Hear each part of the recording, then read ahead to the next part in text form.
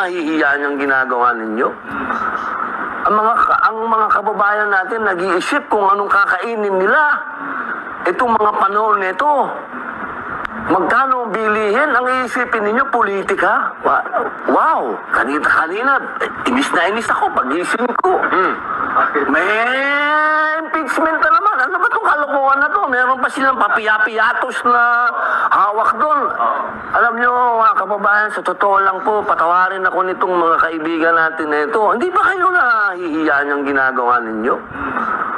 Ang mga kababayan natin nag-iisip kung anong kakainin nila. Itong mga panahon nito. Magkano ang bilihin? Ang iisipin ninyo, politika? Wow! Talagang ako po, hindi ako makapaniwala. Kung ganito ang mentalidad natin, sino pa makakatulong sa atin? Isipin ninyo, ang ini-issue natin sa Vice President natin, piatos!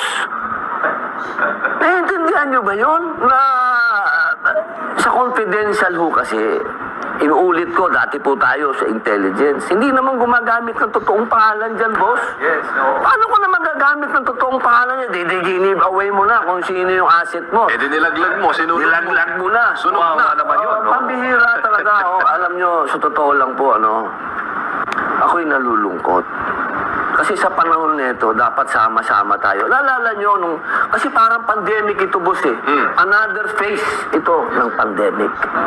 Dapat sama-sama tayo dito. At yung mga natutunan natin dapat nung pandemic, i-apply natin ngayon.